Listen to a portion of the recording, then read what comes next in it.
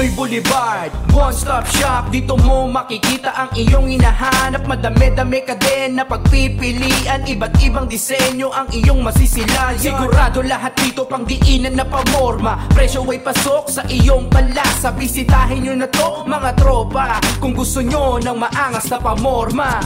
Motos Battle League, Sinag 4. Nandito pa rin kami sa Bunny Ranch Grillhouse and Resto Bar sa Bacoor, Cavite. Pinas Astig, Unang Bara, Southern Tagalog Tournament. Bracket A, magingay para sa parating nating laban. Let's go! Paano pa ba ang intro natin? So shoutout sa Bunny Ranch sa pagpaperam ng venue, sa Crown Manila syempre, sa Pastry Vapors, Ian Angeles, 100% syempre, Cypher Philippines, Badu Boutique, kay Ting Kaaway, Pinoy Boulevard 2.0 sa Taiwan dyan sa Zhongli, sa Blacksmith Jewelry, syempre maraming salamat, at sa mga tropa pang nakasuporta sa atin palagi. Palagi syempre Mad Shots, shoutout sa inyo.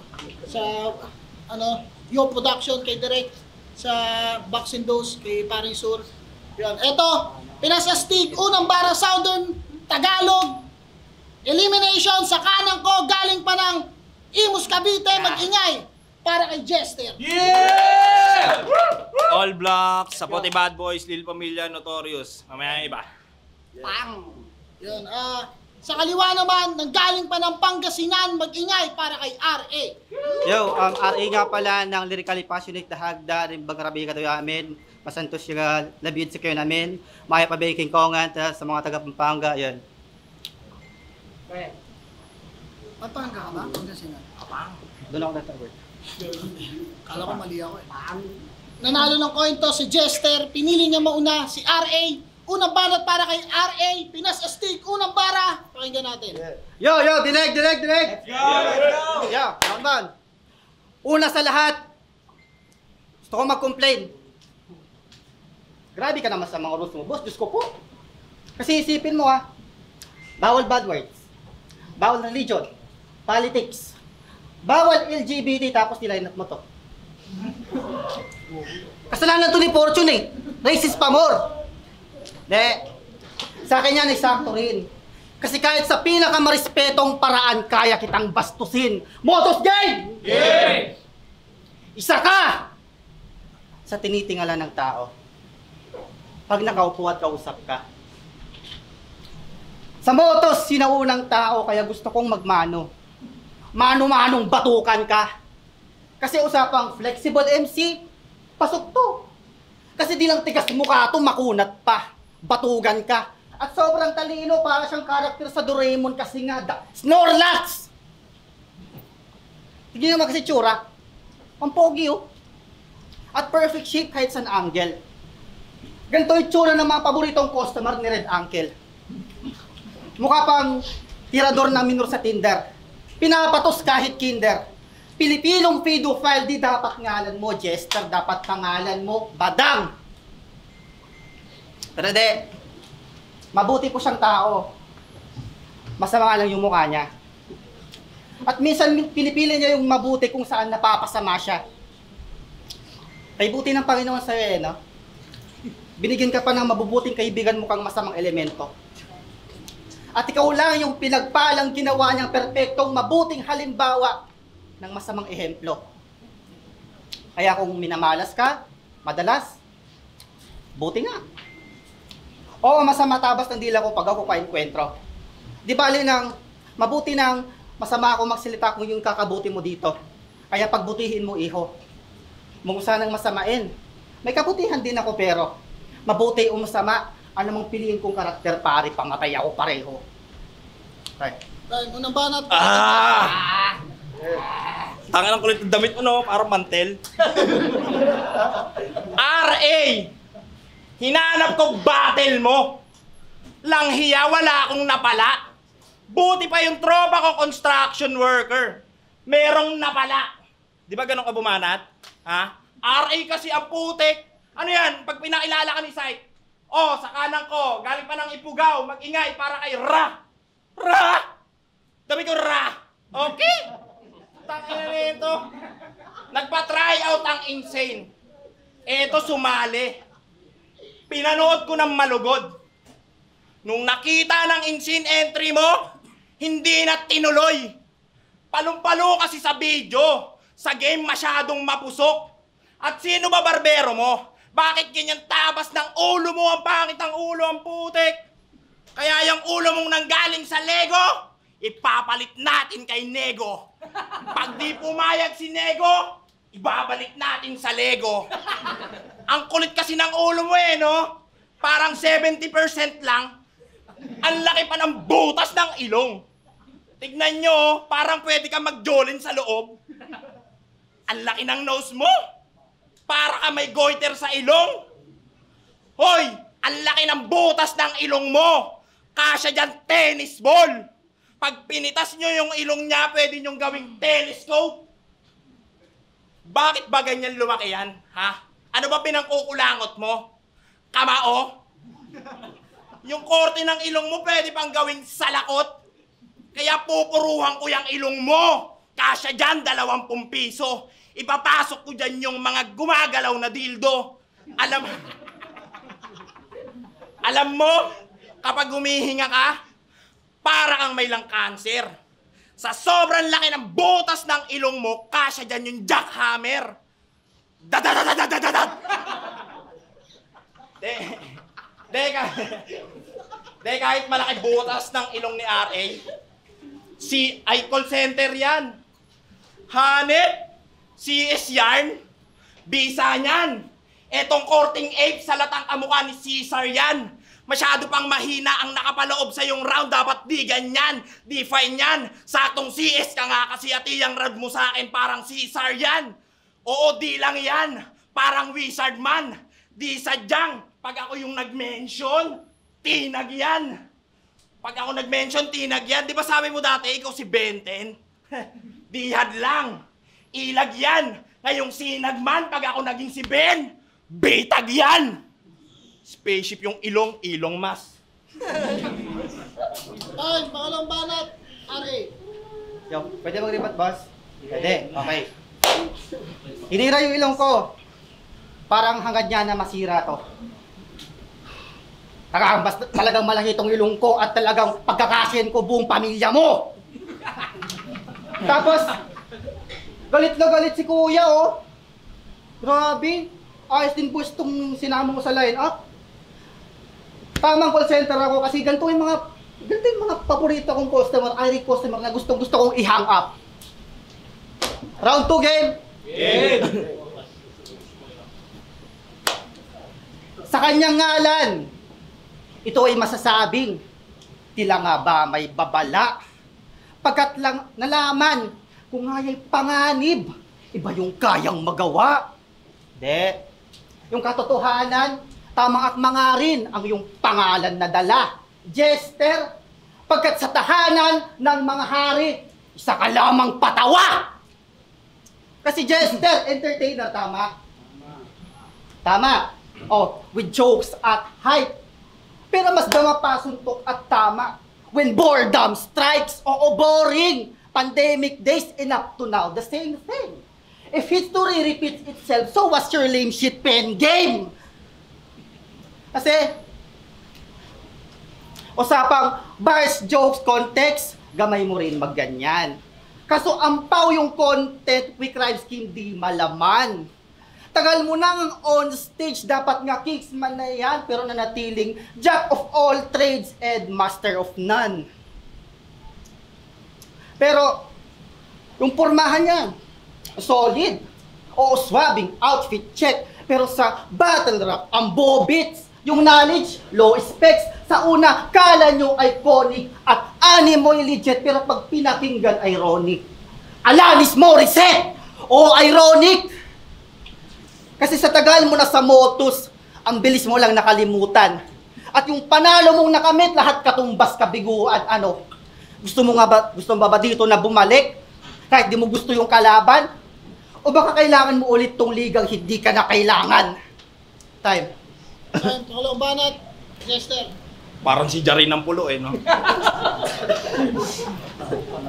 Pinakinggan ko kanta mo. Hindi ka rin offbeat no? Walang maayos na masambit. Para silang nasa track and field, kala mo merong fun run kasi nag-aabulan sila ng beat. Tapos yung lyrics niya, ito pakinggan niyo yung lyrics niya. Love song yun. Sabi niya, ikaw ang pinapakilig at pinapabilib, walang makadaig kapag luya na ang nagbanta. Pugi ng ina mo! Bakit may luya doon? Anong kinalaman ng luya sa pag-ibig nyo? Mga lyrics mo, ayusin mo. Ano ba naman yun? Naglagay ng luya sa love song. Mahal pa naman yun. Pweh, nakakasuka. Mukhang nababaliw ka na. Naglagay ng luya ang putik. Bakit? Magpapaksiw ka ba? Tapos yung quality pa ng voice nila masyadong garalgal. Kala mo may mga gasgas yung lalamunan? Mga ganong klase ng voice, di yun sasapat. May nag-chorus pa sa inyo no? Kapal ng muka. Parang mangangagat. Mga mixing nyo, patapon. Mga ganon. Dapat di yun pinagkakalat. Tama lang sigurong maglagay ka ng luya sa kanta nyo kasi kailangan nyo ng salabat. Kaya kung ikukumpara mo kanta mo sa kanta ko, langhiya, kakasuya. Yung track ko ini-stream, yung track mo pambasura. Di ganoon kataas ang views, pero kita mo nakakalula. At hindi ako katulad mo na naglalagay ng luya. King ina na yun, naglalagay ng luya ang putik. Iaalin tulad na lang natin sa pagkain. Pero lagay mo sa akin ay burado. Para kang naglagay ng luya sa kumukulong champurado. Iba yung aking init, hindi mo kayang makalkulado. Cygnus, etong manok mong mahilig sa luya, pag tinalo ko, tinulalabas nito gago. Kaya etong mukhang Doraemon, ngayon, magtino ka. Sight para mong nilaban si Hisoka kay Shizuka. Kaya hindi ko tatantanan yan. Hoy, kumag ka! Sa sobrang laki ng ilong mo, boy, luya na! Kaya etong katangahan na bamang mangnayawag ka naman laban dito, ikaw ay dayo. Di ka makakalamang ito, tatalakan, di makasabayan dito sa titulado. Kakasayan ako, kakalagan ito, babakbakan ka sa mapinungato. Hanggang dyan ka lang at pagtatapakan, parang marcha lang ng crime na edukado. Kaya ibuhos mo na lahat ng hinanda mo dito sa turna. Dahil iba ako magtanim, naglalabas ako ng luya. Sa muling banat, para kay RA.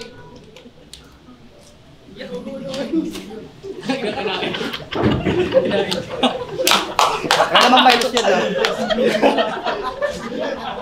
Sarap eh. Okay. So, meron daw akong kanta. Meron daw akong kanta.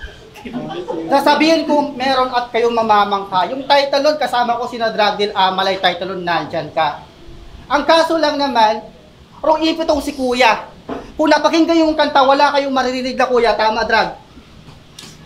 Yun lang yung love song na kanta nung nakisalo pa ako. Offbeat ako pero wala yung word na luya. So, sinong RA yung na-receive mo, Kuya? Sinong RA? Bobo ang pusa.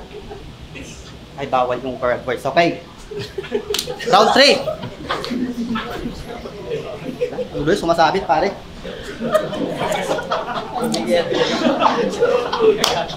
Round 3. Okay. Sa hierarchy ng mga Motos MC Chong, ikaw yung lowest class na lamest. Pero, high demanded daw tong si Iho. At low-key lang daw to sa game quest. Kahit lang mapagmamalaki mo dito, para sa akin, below average ka pa rin best. Kasi itong high IQ na sinasabi, tinalo lang nung low budget na Apex, si Shanty G yan. Pero di na para pag mag-line map kasi masyadong madrama. Pero payo ko sana, bago magyabag o umastang marunong mangmama, ayusin mo yung tugmaan mo pag-construct ng bara. Alam mo kung that time na nagawa mo yon sa laban nyo na yon, alam mo masasabi ko, talo ka pa rin. Pero kasi kahit anong gawin mong change, kahit anong gawin mong changes,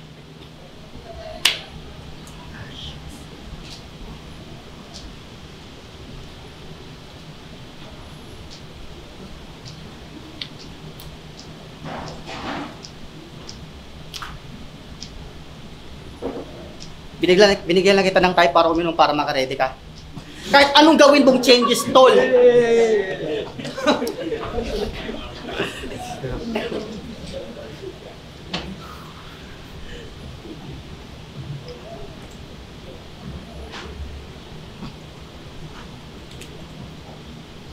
Huwag na natin baguhin. O sige, kahit anong gawin mong changes, tol, doon sa laban nyo na yun, talagang dihado ka. Kahit sabihin nilang panalo ka, asa ka. Kita naman sa usapan ng bar, talagang tablado ka. Huwag mong sasabihin yamado ka. Kahit nga sa mga nakaraan mong, or sa mga panalo mong laban eh. Diba, may battle kang nag-choke kayo parehas. Binas kayo sa comment. Sa other content mo naman, perfect naman yung performance, pero kini-question ang iyong content. Kaya, kung usapang battle rap, tol, kahit baguhan lang to, kaya ko pa rin magpalagpag kahit rito new freestyle yung banat ko. Ano? Ocho! Pero pumapalag pa rin.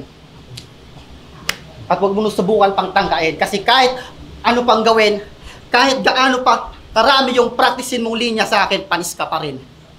Kasi kaya kong mag-on the spot pag yung bala nakalimutan. At ang mahalaga po nun, tol, yung battle di ko tinatalikuran. At higit sa lahat, kahit saan man ako lumapag, pare, ako yung tipo ng MC na hindi nila makakalimutan. Ay, maling banat. Yes, sir. Kulit eh, nag-choke tas nakatirindas. Sayang patirindas mo, layo mo pa naman. Yo! Sa mga di nakakaalam, isa pala siyang teacher. Palakpakan muna natin lahat ng teacher, oh. Palakpakan muna natin. Pwera sa'yo libag. Kaso tinanggal siya sa pagiging teacher. Yun ang aking tiniyak. Tumitira kasi ng estudyante. Kaya yung pangarap ni Lipad, yung nagbibigay ng palakol, sinibak nung may sinibak. Oh, may sinibak to. Ano na, Mr. Guro? Mukhang mali ka ng pagtuturo. Mukhang ibang init ata naramdaman ni Sir na nanggaling sa ulo. Di ba kinakagat yung daliri para hindi manuno? Bakit siya? Kinain niya yung kanyang naturo. Oh, ano, itatanggi mo pa? Sa faculty yun nangyari siya nga. At diyan ka nabigo. Kung si Badang nagpanggap na punda, si RA nung nahuli nagpanggap na libro. Bakit mo ba ginawa yun, ha? Para sa grades? Nakakasok ang palusot? Nilawayan mo yung bata kahit di mo nausog? Ha? Para kasi si Badang, ah. Mukhang idol mo yata. Mukhang maraming beses mo na ata yan nagawa. Hindi lang dalawa. Kaya pala mahilig kayong bumatil ni Badang, ha? Para kayong doble kara. Pag si Badang at RA pinagsama mo, makakabuo talaga ng manyakis! Nang ina ka! Ha? Yan! Libog na libog! Yan! Libog na libog sa mga estudyanteng naka-thirst trap sa My Day. Pag walang baset si Sir ng weekdays, nagalulo tuwing Sunday. Di ka ba binabagabag ng konsensya mo, ha? Pati di mo kaedad, diniga mo? Kayo pa namang teacher ang nagsasabi na kabataan ang pag-asa ng bayan. Bakit tinira mo? Ha? Wala bang nagkakagusto sa'yo? Ha? Wala kang napipindot? At bigla-bigla kang kumakambyo? Ikaw tong matanda pero sa bata ka bumahabol? Kasi sexy daw.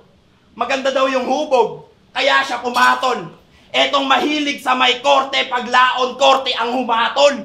Kaya lahat ng kabastusan mo, dito ilalahad ko. Ngayon babaliin ko lahat ng hinahangad mo. Di mo matatalikuran ng nakaraan. Ito ang hinaharap mo. Ngayon makikita niyong lahat na teacher naman ang ibabagsak ko.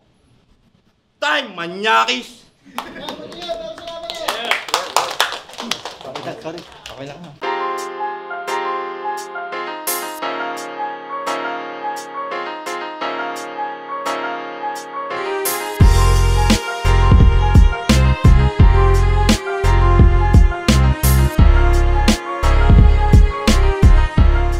Motos Battle League, Sinag 4, Pinasastig, Unang Bara, Southern Tagalog Elimination, Bracket A. Mag-ingay tayo isa pang beses para sa kanilang dalawa.